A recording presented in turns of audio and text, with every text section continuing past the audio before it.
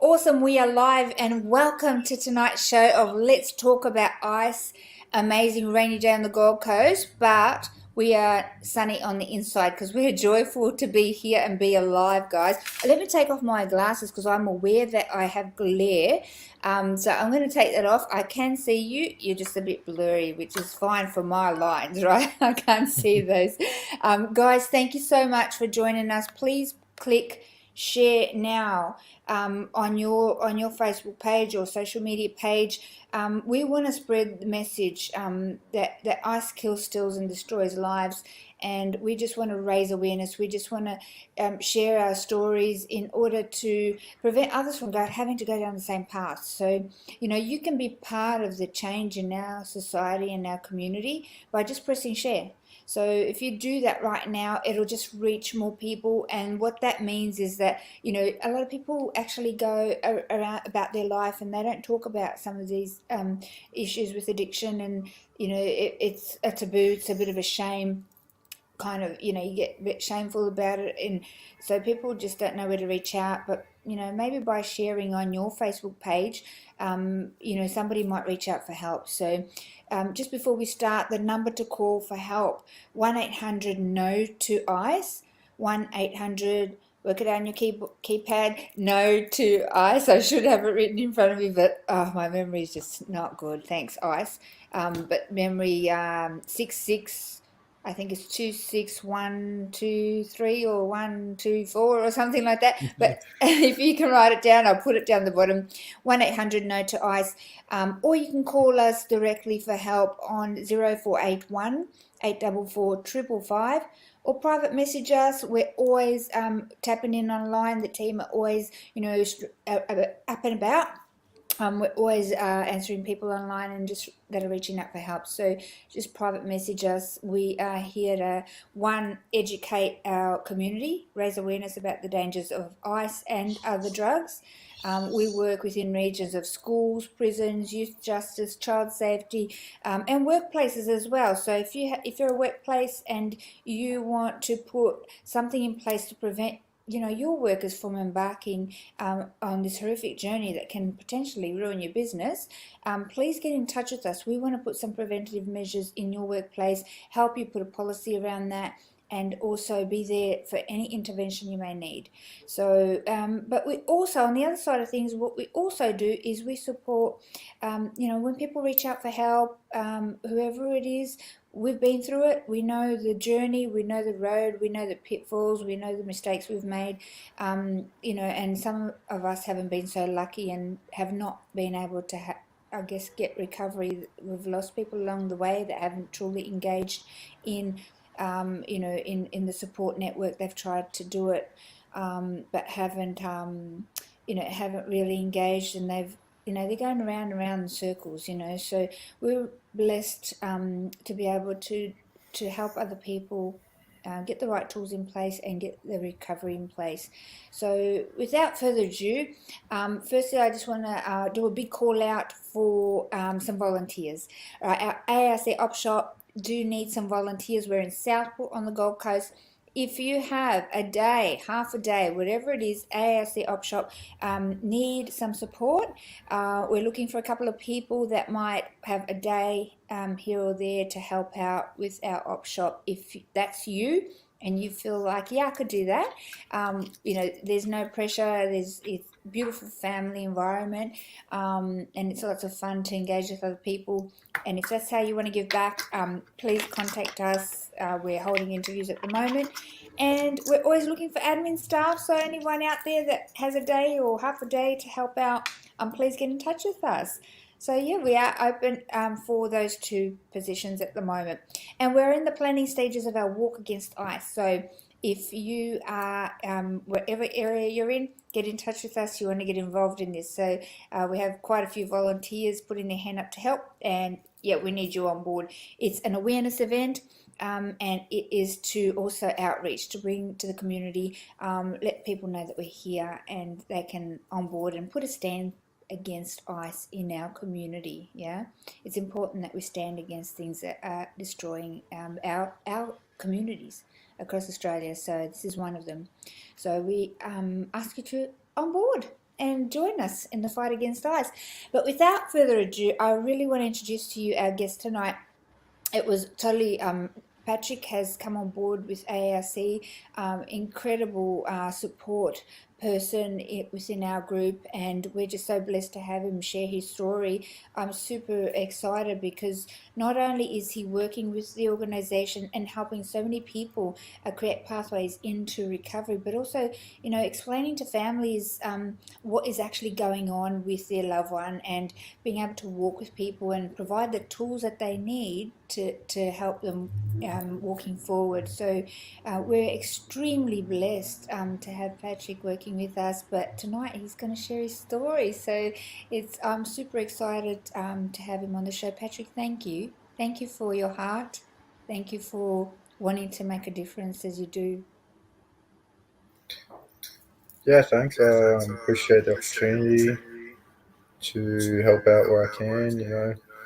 It's not very ideal for people to have to go through ice addiction, so I think bringing awareness to it is what people need to understand, and it's going to be a long journey for everyone in recovery. So each person that you help is just detrimental Yeah. to someone else's recovery. So Absolutely. And a long journey, like we're always in recovery, aren't we, Patrick? It's like, we have to put a framework of support, and, how do we not, go down that path and relapse, and how do we, sustain that recovery, and, having gone through it yourself, you're able to share some of the tools that you've used to keep you on the right path, and to steal your life back, really. mm, yeah, that's definitely a good way of putting it. Yeah. But it keeps a hold over you, and you don't really realize when you're in that state of mind how fogged your vision is and your mental capacity, all these things that just give you another reason to kind of not want to get through it. But I think putting uh, a system of support in place around you, mentors, buddies, friends, loved ones, people that are going to give you the right advice, help you move forward. My family told me, when you feel like making a bad decision, give them a call, run it by them. So I'm only 21, you can still make so many mistakes. And I think just having that other input towards decisions can be major for you. But yeah, big thing is I had to find God too. Um, God definitely paved the way for me to carry out the rest of my life with grace, with mercy, and support from people who are like-minded, and who have that understanding of addiction, who have rather been through it themselves or have that deeper intel to be able to help you push through and have that journey to be able to stay on it. You Yep. can't always expect the best, but you got to try every day, and you got to remind yourself that one day at a time, and you're never out of recovery when you're an addict. You got to accept that. That's a big part. Yep. Um, Yep. you got to kind of support yourself with that. And that's what, like, I guess we at ARC teach people to embark on that peer support service, as a family, and having the people around you to be able to go, I'm 10 years in recovery now, and, if somebody might be 8 years, somebody might be 15, I'm going to learn from the person that has gone before me and see how they've done it, what they've put in place, and how they've sustained their recovery and got stronger, and been able to help others also get that. So I always use the analogy of, if I'm gonna build a house, I'm going to learn how to build a house from the best builder I know. I'm not just going to wing it and throw the bricks and mortar together because my house might not stand. It might, but it might not. So I'm going to go and learn first from best builder I know, and then I'm going to embark on giving it a shot with a bit of supervision, you know. Once I get to learn how to build the house, you know, and they can walk away, you know. So that's pretty much what our buddy service offers to the community guys across Australia. And Patrick is an integral part of that team. So we're so grateful for the work that you do with us, Pat. But tonight on this platform, I really wanted to, you know, I guess go back and hear a little bit about you and a little bit about your story. And I mean, you're only 21 and you've been through such an ordeal in life already on this journey. But I want to go back to paint a bit of a picture because, you know, I know people out there, you know, have a certain perception of why people get involved in drugs and how that looks. And, you know, I like to paint a real picture because we're people and, you know, our life is happening just like everybody else's and we make choices that can make or break us. And I kind of want to hear a little bit about how it happened for you because I think it'll relate a lot to the young ones, Patrick. You know, when you're young and you kind of wanting to experiment with stuff, and you know, things are out there. There's stuff out there. When we go into the schools, we talk about this. You know, you're going to get offered stuff. Do you really know what it is and what it's going to do to you? So, if you can maybe paint a picture for us, you know, back when you first maybe started dabbling in drugs, how was it? What were you thinking? How did it look? Yeah, for sure. So I started experimenting with other drugs when I was about 12, 13, picking up habits, thinking I could control it. Mm. And the confidence that I got within from trying a lot, you know, there's no real stigma I should be putting on it. They're all as bad as each other, really, but considered lower range class drugs like marijuana, you know, alcohol and stuff like that. Mm. But once it kind of got to a level where I thought I had a hold over it, I started selling drugs, Okay. doing that out of my own spare time and stuff. And So was that like it just was, marijuana, or were you talking like alcohol? yeah, mainly marijuana. Okay. Um, And how that's old were where it's you, like when you first started doing that? probably about 13, 14. Okay. So And it's a kind of crack. like, I don't know, but like we all kind of get told, you know, it's the wrong thing to do, drugs aren't good for you, and do that. Like, what was going on for you up here? Like, were you, you know, at all, like, did it cross your mind that you could get into trouble with this, or was it no big deal, or what was going, what were you thinking at the time? I think at that age, you have that thought process that you're not going to have to worry about it until you're a bit older. Yeah, And okay. it's the wrong way to look about it because, you know, you think you get slapped on the wrist and stuff like that. When you're at a younger age, you won't have to deal with the higher quality of penalties as, say, someone who was over 18.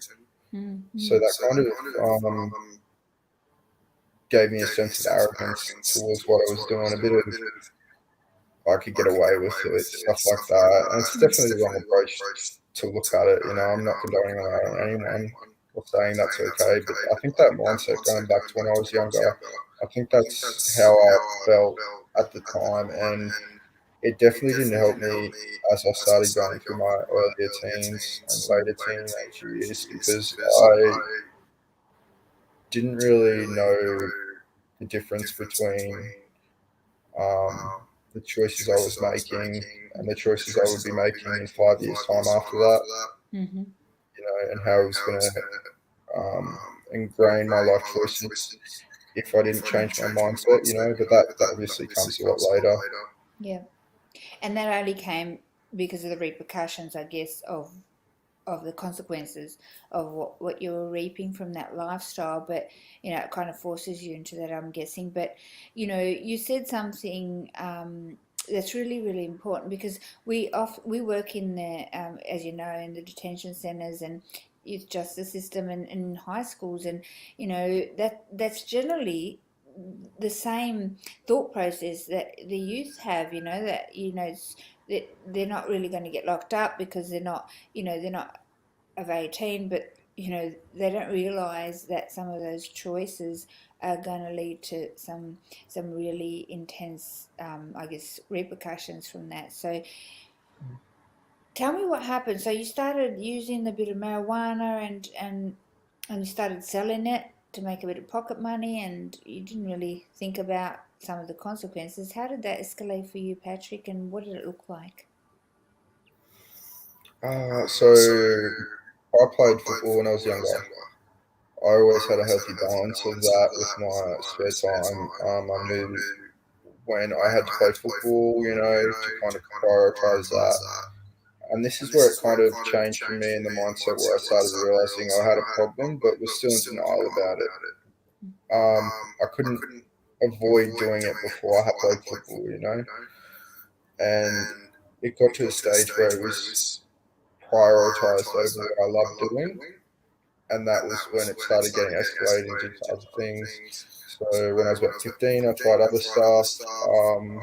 After experimenting briefly with uppers like MDMA, ecstasy, and stuff like that, I personally didn't like it. So I didn't think I would like uppers, that type of stereotypical drug type for people who go out in their spare time, especially young teenagers. That's what they consider cool on the weekend, socially acceptable to their peers and their friend groups and stuff. And they entertain that as something to do as a bonding experience with people, which isn't um, true friendship. Mm. It's not where you should have that kind of relationship with people where it's beneficial in each other's spare time to be doing that. You really start to lose whether or not you have the best interest for each other at the start. You're going to start losing it really quickly because of your choices that you're making. And that led all the way up to when I was about 15, I started trying other drugs. And that's when I tried ice. So you were 15 when you first tried ice. What was your environment at that time? Like, were you at home? Were you family? Um, you know, were you what did it look like? What did your lifestyle? Were you going to school?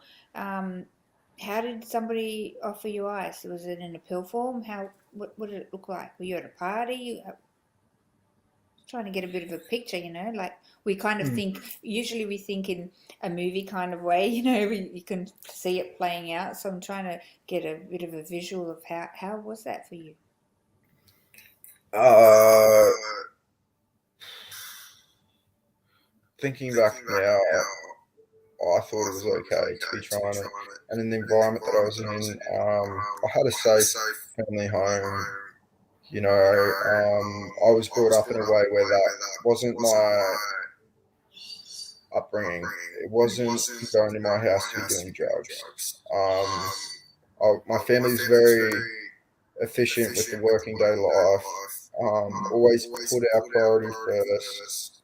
So I never really saw stuff like that, which I guess made me feel like I needed to be doing that. I think it was more my own path where I led out through social friendships at school. Mm-hmm. So I did go to school. Actually went to a Catholic school when I was younger, and then I switched to a state school. Mm. And that's when I started having different friend groups. No worse than other ones when I went to other school, Mm. but it was starting to be a bit more relaxed. Mm. It was a lot more relaxed than what I was used to at normal school at Mm. Catholic, and I guess I thought I could get away with more, and the friendships that I built with that started becoming more erratic with who I'd normally hang around. They're all good people Mm. who I thought at first, and I still love a lot of them, but the situations that it put me into where I got put in predicaments to use ice, and those were the choices I made. Yep. I didn't have a gun to my head, but after I started seeing other people use ice through injection and smoking it, I thought I'd try it. We actually went there to see someone who we were kind of on the outer side new through the drug world.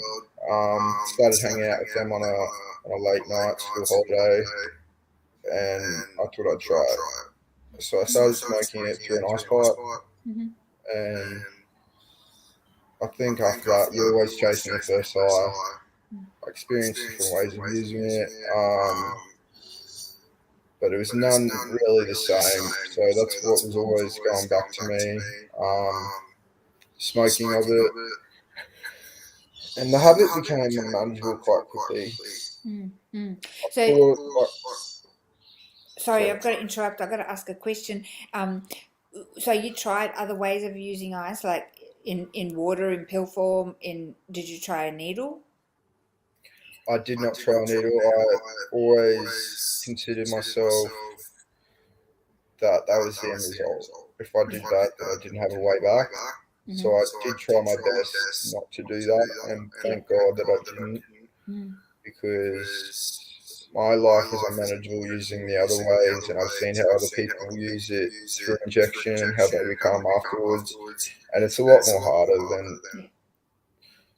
For some people, it might be easier, but it's just a new high and a new experience, and it was not something I wanted to become addicted to. So I did try other forms like snorting it, ingesting it. Yep.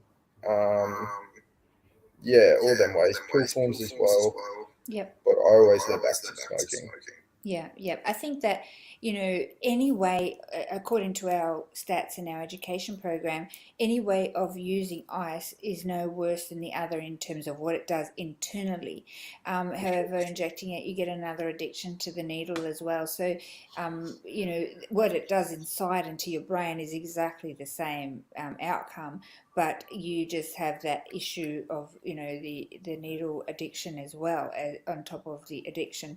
But all the side effects is the same. So, and I think there's a perception, I don't know, correct me if I'm wrong, but I'm hearing from a lot of young ones saying, and I know I kind of thought that too, if I'm just smoking it or just popping a pill, I'm not a drug addict until if I'm injecting, if I'm putting a needle in my arm, then I'm a real drug addict. There's this perception, yeah. It's a horrible way to think about it. It really is, because we're no worse than the other, we're no better than the other. But I thought, just at that age, and this is always my mindset really until I stopped using it, that I just want to bring myself to do that. And I think there was a lot of in denial about what I was doing with the habit that I had, and it probably made me feel like I wasn't as bad as I was with my addiction standpoint of it, which is just really distorted. Yeah. Well, you can't see really what is going on because your frontal lobe is hijacked, so you can't really see that it is all distorted. But tell me about, so you had your first hit, and then how quickly do you think that you actually got hooked to that drug?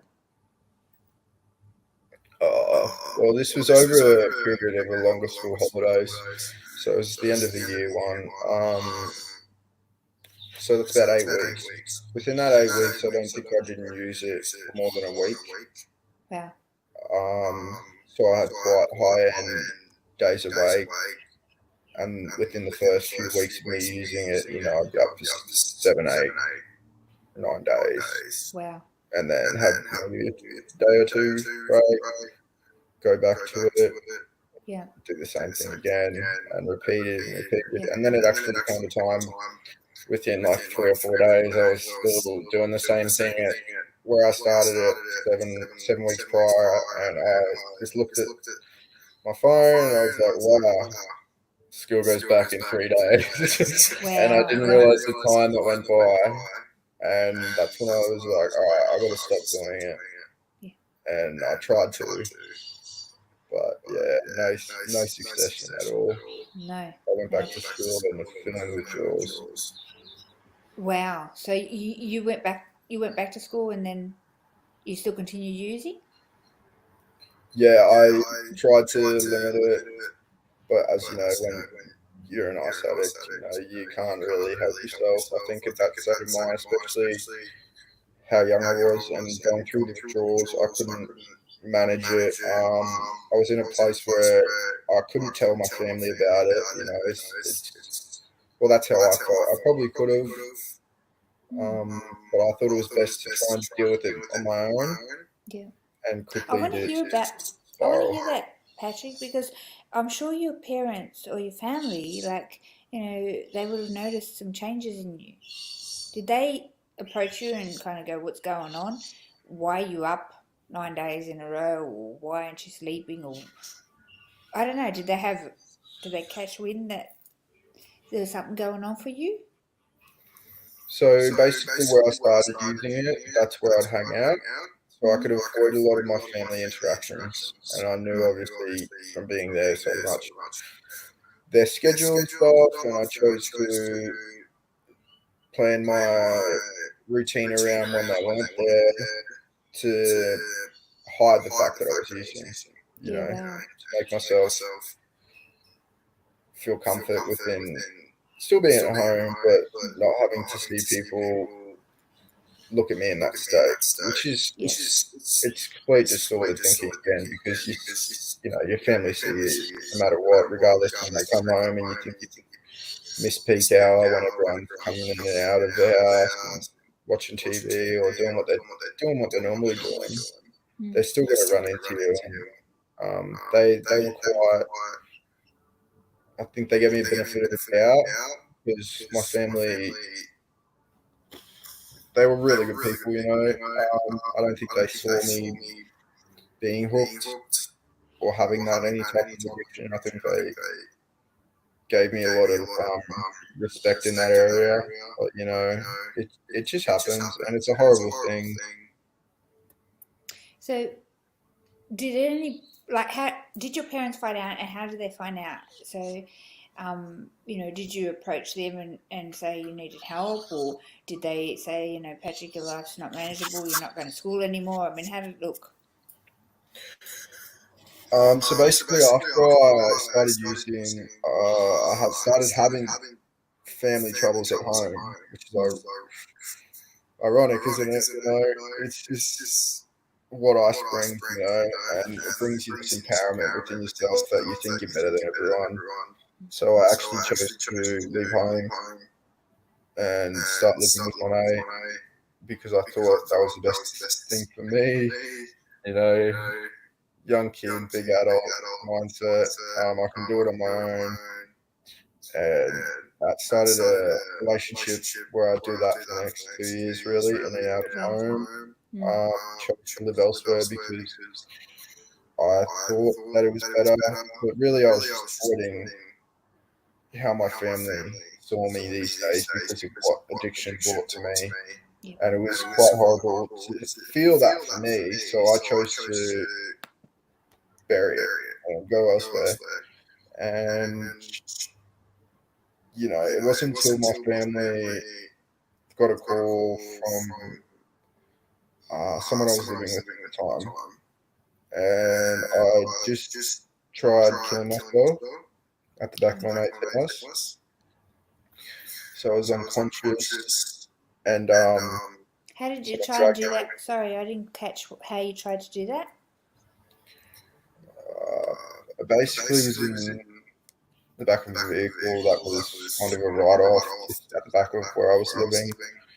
Got a piece of rope and tied it around my neck, Oh, put it on the side handle of the back of the vehicle, and pretty much just tilted my head down, stayed in that position until I lost consciousness. Luckily, someone found me before it was bad, but it did damage airways in my neck and stuff like that because of the angle that I was on. And yeah, my family found out, and they came to where I was living, dragged me out, Patrick, got what were you me. thinking? What? I want to get into your head. What were you thinking to do that? Like, were you were you like I don't know? Were you desperate to get out of that lifestyle? Were you feeling shame? Like, what was happening for you to get to that point? Did you not feel that you could reach out to anyone? Well, I was at that age where I thought relationships were bigger than what they were. I had a bad breakup with someone. That was kind of the tip of the iceberg for me. And then I was also experimenting with other drug combinations like Xanax, which is a prescription medication for anxiety, but it can just take you out of your mind. And it was very addictive too. So I was going from one end of the spectrum to the other, high uppers, low downers, and I was feeling it in my mind. Mentally, I was so drained. I felt like I was losing everything, losing control, really. It was hard for me to adapt because I needed all this stuff to live. And I was trying to manage school and friendships and football and all these things, and it wasn't working. And I thought it was just the easy way out. Yeah. Felt like I couldn't come back from all these addictions, and I couldn't even handle withdrawals, let alone coming back from it at the time. So I just thought, well, I've ruined my family's lives already. At that time, I felt like I wasn't loved, but that's just me not seeing how they love me. Yeah. Because they might do it in a harsher way than what I'd like, I'm quite sensitive. So when I'm not being nurtured in that way, sometimes I feel attacked. And especially with what I know now with spiritual journey, that's where I definitely would have got attacked the most, voices and stuff like that. I couldn't handle it because I just felt so out of place in my own body. I felt so different to what I was within the stage of 6 months. Wow. So within 6 months, this is where it got what occurred. Like this is where it got you. This is the repercussions of that. Patrick, how did you sustain this addiction? I mean, you're going to school. How did you fund this? Illegally. Okay. Through other bad habits, managing, I guess, all that with funds that I made through, like you said, side money, and I basically, if I was trying to go to school, I'd need like 3 or 4 Xanax to go to school. Wow. And then other days I'd need, ice with me. So it was really how I was feeling in that mindset. But I tried to. It started like I tried to keep us away from school. I thought, okay, well, if I just have some Xanax, then I won't have to worry about having anything on me and stuff like that. Very distorted paranoia, thinking about everything because I didn't want to get caught. I was already doing things to support my habits, and it was just quite difficult to choose one or the other. And then obviously my preference is ice because of how much it puts me. So I ended up just losing a sense of morals of what I wanted to do in that area, and started just bringing it with me to school and doing it wherever I could. Yeah. And did you have groups like at school? Did you have people using with you at school, or was it just did you hide that from everyone? Yeah, it's funny. I started with a social thing using, and then my friends started having relationships and stuff like that. They had more of a substitute with why they needed to stop doing it. So they had a bit more support in that area emotionally than I did, which I'm not using as a default to what I chose to do because, we all know, Andrea, that the choices you make lead you where you're at afterwards, and you got to make that choice to change. But I wasn't ready to change. I felt abandoned by my friends. I felt very arrogant towards how they turned out with it all, and I was just like using when it's not really the case. I was just too deep to realize anything else, so I couldn't, and as an integral person, I didn't want to put it in front of them and be that for them. and I just started doing it by myself. Yep. See them here and there when they're good use, and that's the hard part too, because they're trying to hide it from someone, and I'm the bad guy now, because Yeah. I'm the one still using it, and they know that, their partners know that, and everyone, you think people aren't stupid, Yeah. but you're the one that's stupid to think that they are. Yeah. Yeah. Those friends though, like, did they, maybe suggest to get you help or sit you down and say, "Hey, you're in trouble, mate"? Like, did they? Do you think that if they had, that could have made a difference? Yeah, for sure, but I don't think my friends were fully aware of how bad it was for me, because I was quite good at, well, I think so, whether or not they do. I thought I was good at kind of keeping it to myself.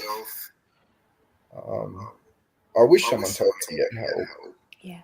apart from my family, Yeah. because I feel like that outside source is something you need to hear. You need to be able to relate to someone, because if you Absolutely. can't relate to someone, you just feel like the black sheep a bit.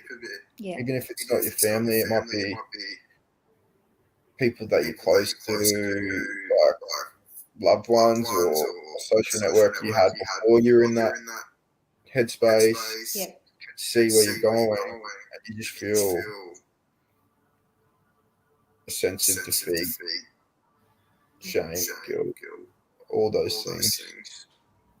But Pat, we often, evidence shows that the people in your network, the people around you that you generally did life with or do life with, are the ones that can generally speak into your life more so than others who aren't in your life. So what we do when we go into schools is we encourage the youth to stick by each other, and if your friend's in trouble, to speak up. You're not responsible for their choices, but to have a real conversation about what we showed them, what we share in the schools, and say, talk about this, guys, because make a pact that, if one of you get into trouble, that you're going to look out for each other and have each other's back and have some resources ready, because you're going to be offered this stuff. Whether you like it or not, it's going to come and face you. And any one of you could become entrapped in this pit hole of addiction. So we encourage the kids to do that, but we also have the Sammy Brief that we're introducing to communities. So what that is, Patrick, is that, like, clubs, organizations, churches, they can actually get the skill set to recognize that somebody may be in trouble with substance or addiction, and to be able to sit down and have that conversation, and know what to say, how to do a cost versus the benefits of their addictive cycle, and also to recognize that cycle of addiction. When is the right time to have that conversation? What does it sound like? So we provide some training to people in communities. So we're targeting at the moment clubs, schools. We offer that to the teachers in schools, in workplaces, in mines, for people to become trained with, it's a 2-hour training that can equip people with the knowledge and the skill set to be able to have that conversation. Once they do that, then they can make a pathway to our peer support service. Does that make sense?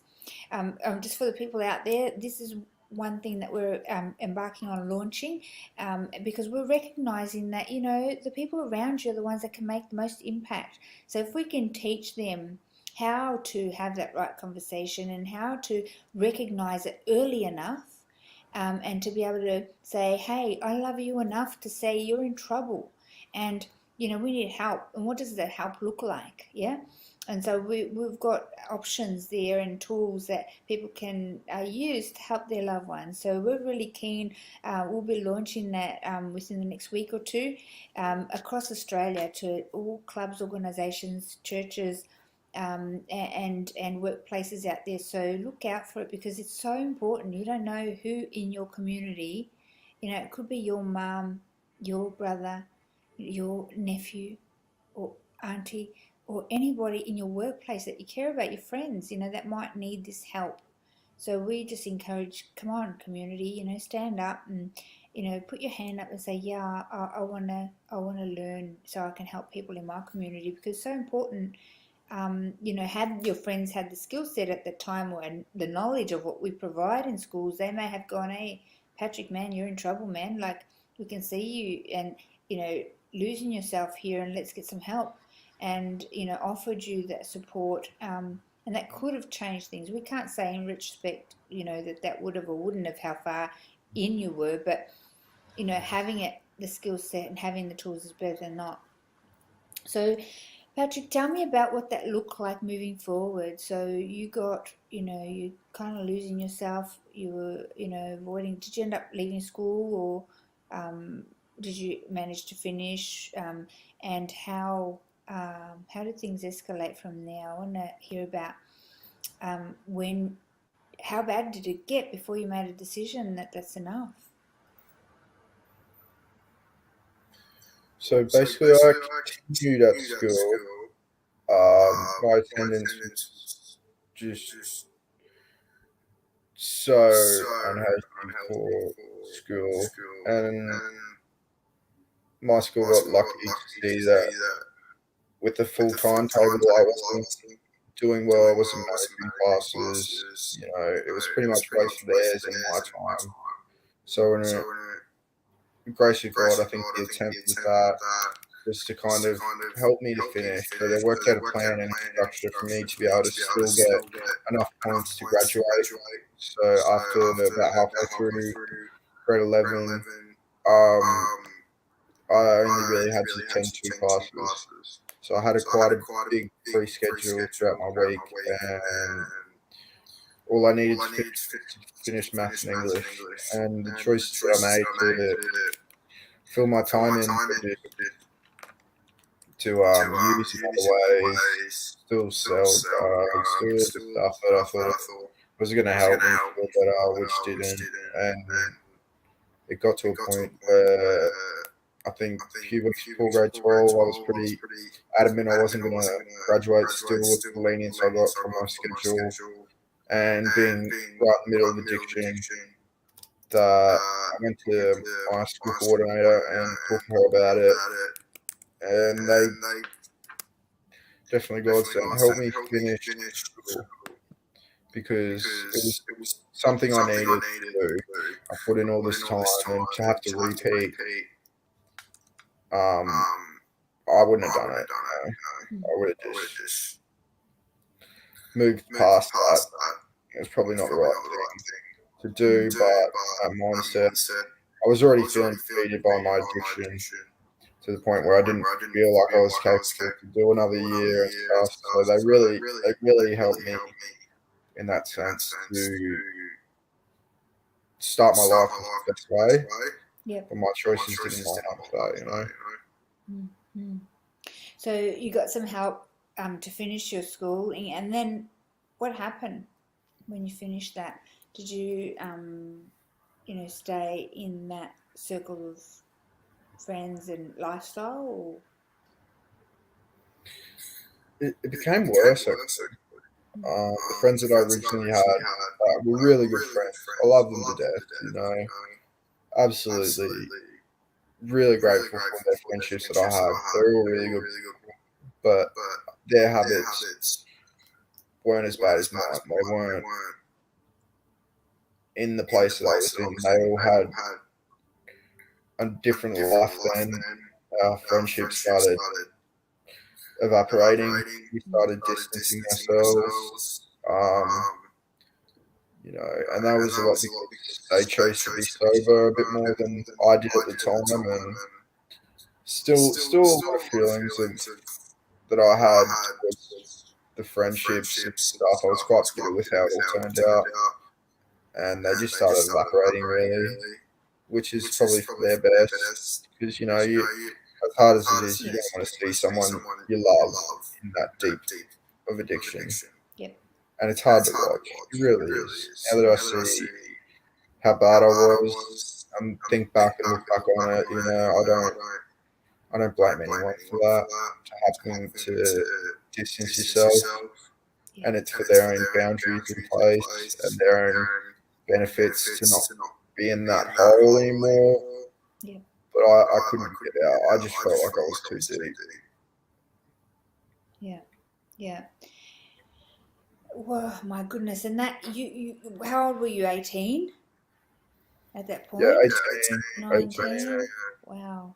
And a bit lost in what was life going to look like for you moving forward, I guess. Your dreams of what you wanted to do with your life, or what happened then? Like, did you pursue anything like that? What did your day consume of? Really had to get my next fix, Yeah. I was quite defeated in that sense of life. I didn't care about anything apart from when I was going to get my next fix. And I think it started dawning on me that I needed to change, but I wasn't ready. And my family's support gave me an instinct to try and act on it. Yeah. And I did try and act on it. I went to rehab, Mhm. but I wasn't ready.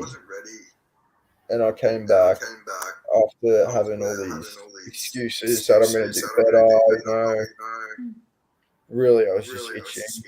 As horrible as it is to say, I didn't give myself enough time to even start putting plans into place Mm. to change my everyday routine. Mm. And I didn't want to. It was quite frightening for me because I was going from living so comfortably with what I thought it was. For me, it was comfortable at that stage of my addiction. Mm. And I didn't have to do anything, I was on Centrelink.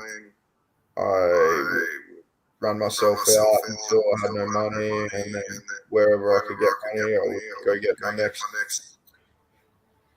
So I was quite adamant with using that and being happy with that for my life, doing other things, filling my time to get money, Yeah. crime, stuff like that, anything to support my habit, really. Yeah. And it becomes that becomes your life, doesn't it? Patrick, what you said a few times, I just wasn't ready. And I want to touch on that because we work with a lot of people, as you know, you're part of that that come reach out for help, and then they're back in that cycle of addiction. What does not being ready mean? Like, if we have family members out there going, well, when are they going to be ready? Can't they see that they're destroying their family or their lives or themselves? What does that mean, not ready?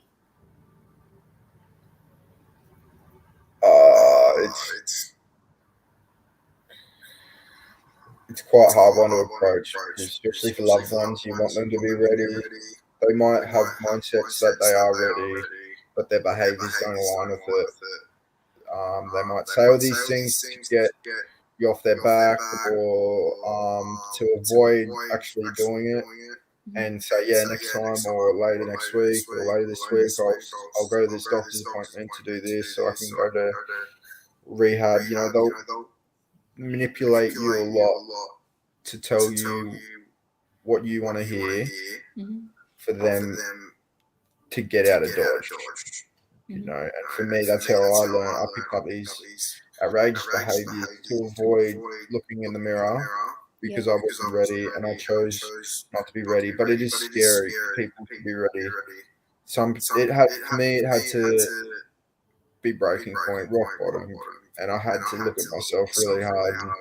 And even though I was terrified of looking at myself in the mirror, I had to work, make changes, and act on the instinct that I had, which I needed help.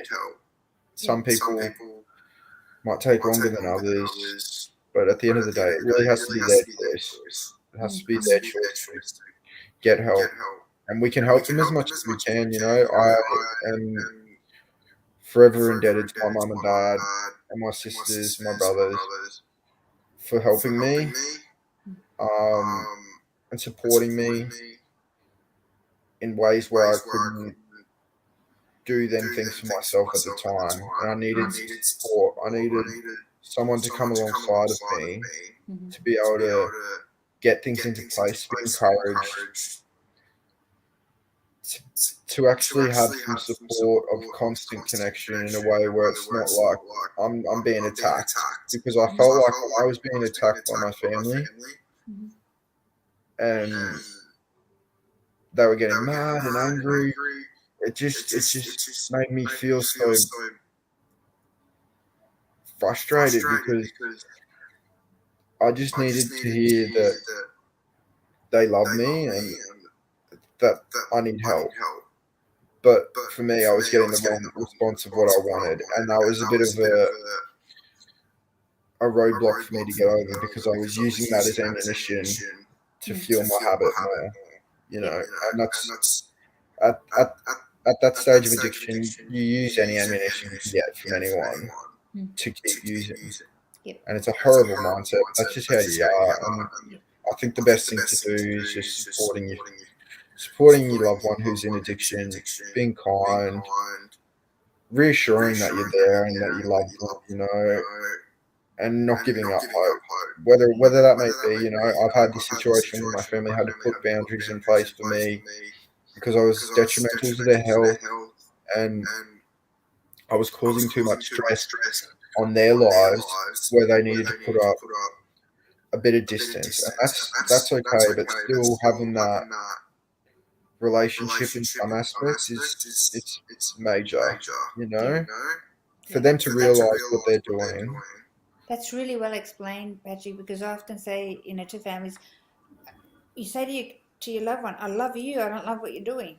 I don't have to be part of that, of Ice World that you've created. You've made those choices. I don't have to reap the repercussions. But I'll be here to help you create that change when you want your life back. And self-destruction is what I'm seeing.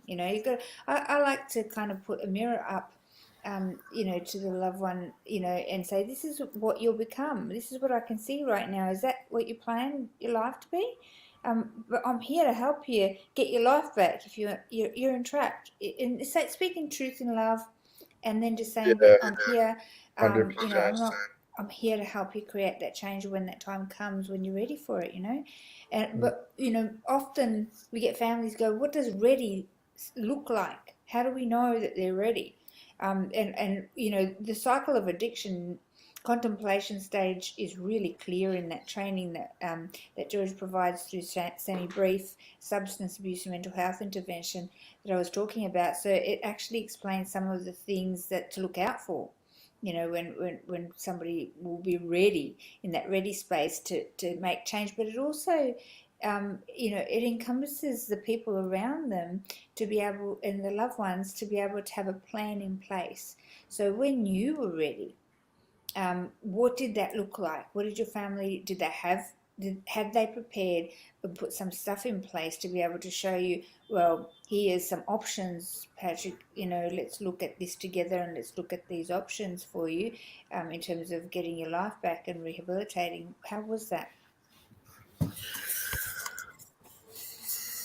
My mother was a major influence in directing me to a better life. She was so persistent with helping me. She was definitely an angel to me, and when I couldn't access my brain, she would. She helped me constantly, telling me what I didn't want to hear. But like you said, I loved what you said, speaking truth in love. That's just nail on the head with it. And you need someone like that. For me, my mum got me into a place. Horrible things that I did to my mother, really. She got me into a rehab, and this was like a major turning point for me to be like, all right, I need to do this now. Like, I'm breaking my mum, really. The person who gave me life, I'm just destroying hers. We were going to rehab, and I hadn't told her I was 30, And for most places, you need to piss clean to get in there. You need to be detoxed for 7 days.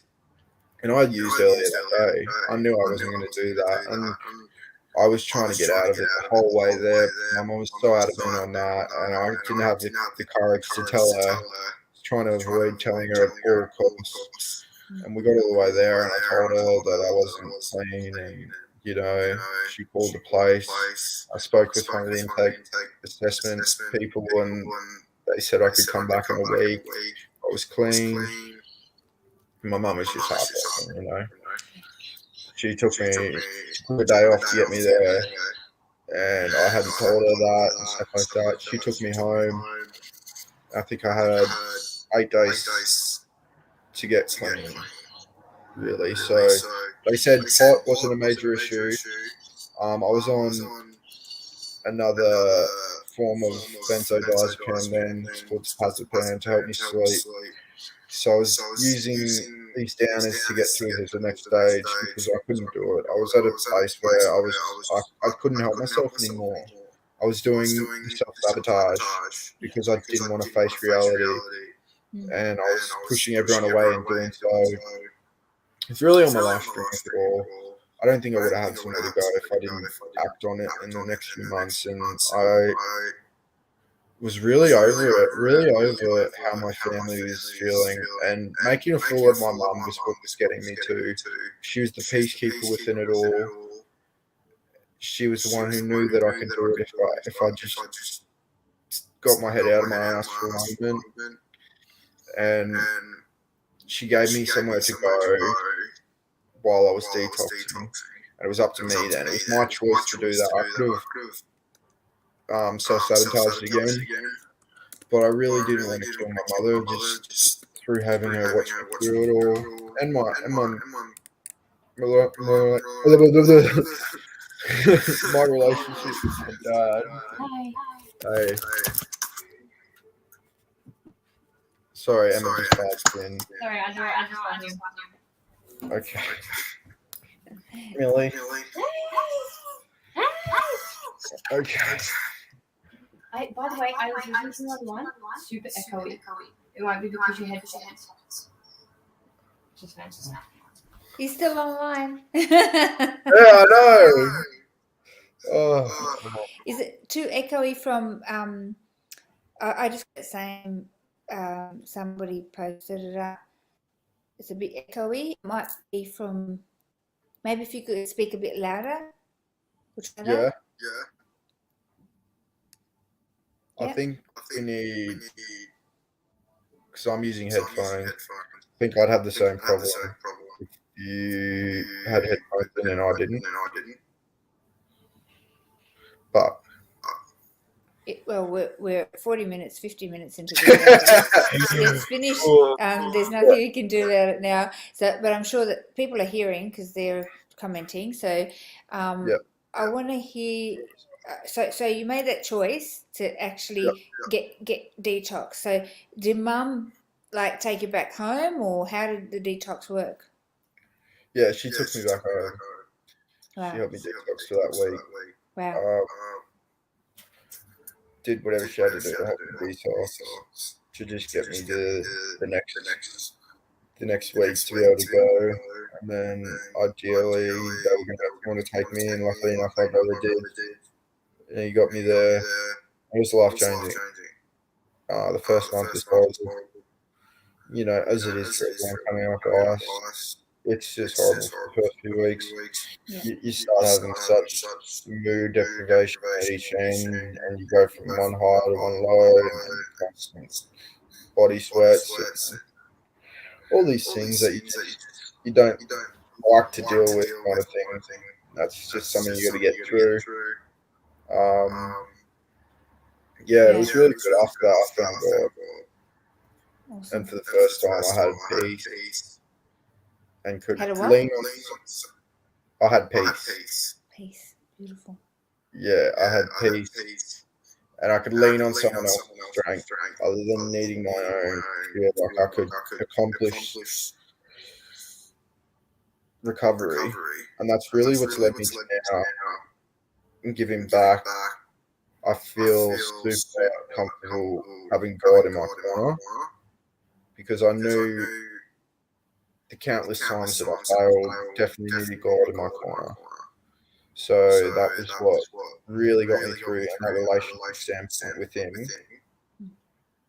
It just kills any addiction for me. Yeah. Having that focus on my life and surrounding it with the routine and wisdom that the Bible has, people that speak through God and He uses to show actions of love and loving on other people. That's what He wants for us. He wants us to spread love of what we have given from Him to others, and regardless of it, show forgiveness to everyone. That's beautiful. How long have you been in recovery now, Pat? In about a week, it'll be 12 months. Beautiful. Well done, bro. So awesome. And that's a milestone, like if you can do if you can do 3 months, you can do 6 months. If you can do 6 months, you can do 12 months. And it is one day at a time, but it is one day at a time with a projection of who do you want to be. We often say, play the tape. What choices you make right now is going to lead you either to life or death. You choose. We have free will, right? But we get to choose that. And if what you're doing now is not working for you, only you can say, I need help to create that change. And you're right.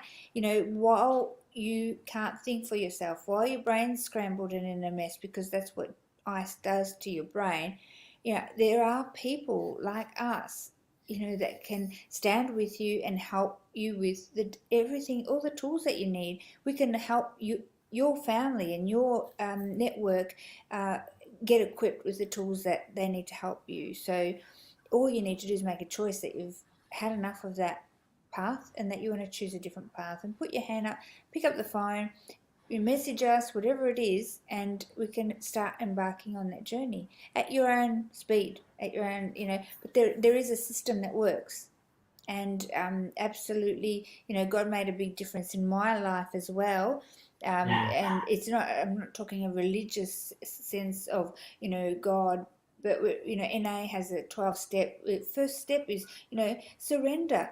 Recognize that there's someone greater than you that has created a creator, that, you are helpless in your own self. And surrendering that, that's been going and helping people in their recovery for, hundreds of years. Like, we already have systems and tools in place to help us get to that space of surrendering self and our own incapacity to sustain a recovery alone. We can't do it. Yeah, we were created for connection. We were created for relationships. And that journey together at ARC, knowing that we have each other's back, and that we have people that have been through the same journey, helping other people get out of that entrapment it's just beautiful, absolutely beautiful. So we're really, really blessed to have you on our team and on board with us, Pat. We do have to wrap up the show, but is there any last minute things that you want to share, or last minute things that you want to say out there? Maybe people thinking about contemplation, wanting to create change but not sure, or family members, any advice? Yeah, just reach out. If you're a family member struggling, we offer support to help you to understand what they're going through, maybe a bit more from someone who can relate to you. It's a bit hard when we're focusing on working with the person in addiction and their choice to get help. We can't force it on them, unfortunately, and all we can do is wait for them to come to their own conclusion and to realize they're done. As hard as that is, and agonizing the way it is, we've dealt with so many people that come out the other side when they're ready. And I talk to people all the time on the phone who's telling me about their family member's success story or something, and it is fulfilling, and we will get to help everyone. You know, our end goal would be to help everyone get off of ice, 100%, to realize a better life for themselves and to find peace through everything that they're going on. You know, but they have to be ready, and that's just the part of their journey. I really hope for the best for everyone who has a loved one struggling, and realize that once they're ready, we're definitely ready to help them. Yeah, and they can definitely learn the tools ahead of time to be ready to help their loved one. So we're super excited, to be able to help you, to just reach out, guys. It just starts with a message or a call. So the number to call is 1-800 no to ice. I've put the number up there, 1-800 6686 423 or 0481 844 555, and just reach out, send us a text message, whatever, or generally Patrick has the phone, and he'll reply, or you can message us on Facebook or any of our social media platforms, or you can get in touch with us through going onto our website. If you do go onto our website or YouTube, you can see other stories as well. It's not just us saying that this drug entraps you, and it is there to kill, steal, and destroy your life. But let's do something different. Share the message, share the podcasts, and start raising awareness. Yeah, and helping people tap into services like this that really help. We're all about peer support. You can't tell somebody to suck eggs if you haven't sucked eggs, pretty much, and that's can't do it.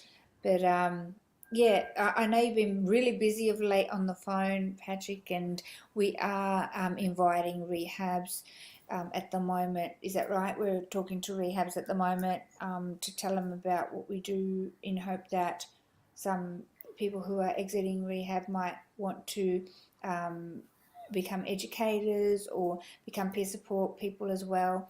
Do you want to mention anything about that?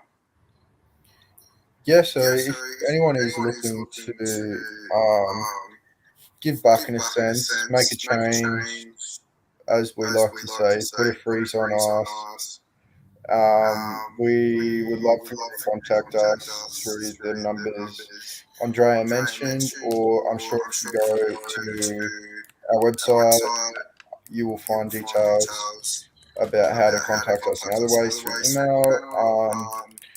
We would love to see you help others. We have a buddy program, and like Andrea said, we do workshops in juvenile detention centres, prisons, schools, also mines and things like that. People who could be using out there, because it doesn't discriminate us, unfortunately. So we're trying to attack every area, and the more the merrier, really.